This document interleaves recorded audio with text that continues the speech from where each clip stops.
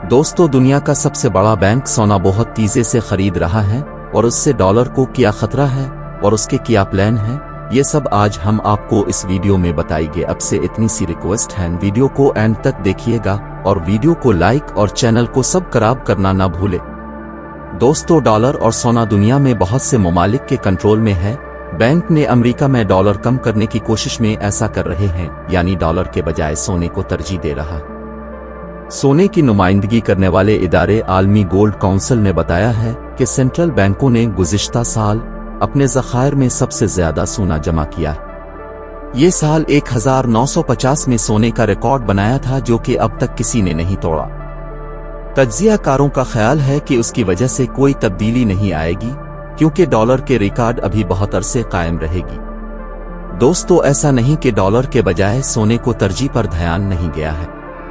दोस्तों, अगर आप चैनल पे न्यू है तो चैनल को सब्सक्राइब लाजमी कर लें। मिसाल के तौर पर चीन, इंडिया और ब्राजील जैसी बड़ी मईशतों के बैंक अपने ज़खायर में मौजूद डॉलर को तेजी से सोने से बदल रहे हैं। कुछ तज्जियाकारों का ख्याल है कि यूक्रेन पर हमले से पहले ही शुरू हो चुका था, लेकिन ज्यादा इस बात की तरफ इशारा करते थे। अमरीकी बैंकों में आलमी अजनास के तज्जियाकारों का कहना है कि मगरबी ममालिक ने साल 2022 के यूक्रेन पर हमले की वजह से कुछ असासे मुंजमद कर दिए, जिसने दुनिया भर के कंट्रोल बैंकों को काबिल तबादला सोने के जखीरे को मजीद बढ़ाने के लिए बातचीत की। दोस्तों, उनके मुताबिक आलमी मईशत एक कसीर कुतबी दुनिया की तरफ बढ़ रही है और इस हवाले से उन्होंने अमरीकी करेंसी के सरकारी ज़र मुबादला के ज़खायर में 2 दहाइयों से तकरीबन 70% से गिरकर आज 58% होने की दलील पेश की।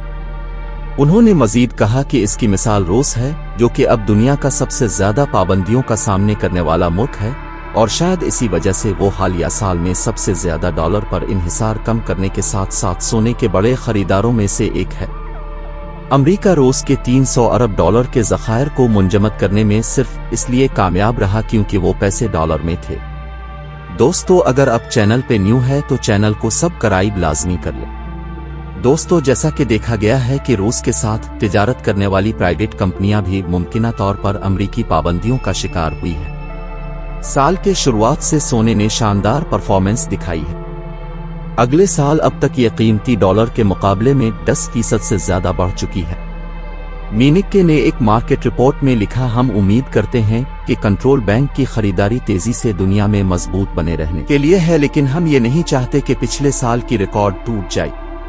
दोस्तों, उन्होंने मजीद कहा, हम के डॉलर को कम करने के नुक्ता नजर के हामी नहीं हैं, हालांकि हम कंट्रोल बैंकों की तरफ से सोने की खरीदारी को बुनियादी तौर पर अमरीकी डॉलर के मुकाबले में एक पॉलिसी के तौर पर देखते हैं। सेंट्रल बैंक सोना पसंद करते हैं क्योंकि उनसे ये उम्मीद रखी जाती है कि करेंसियों और बॉन्ड्स के बरक्स हंगामा खेज हालात में इसकी कीमत बरकरार रहेगी और उसकी कदर और कीमत किसी जारी देने वाले हुकूमत पर मुनहसर नहीं है।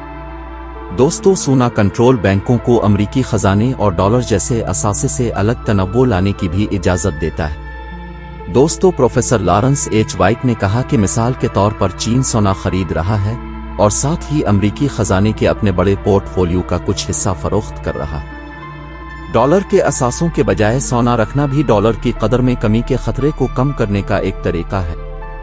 अलबत्ता डॉलर बैन अल-अक़वामी अदायगियों के लिए राइज करेंसी है और न ही यूरो के और न ही युआन के इसकी जगह लेने का कोई इम्कान है।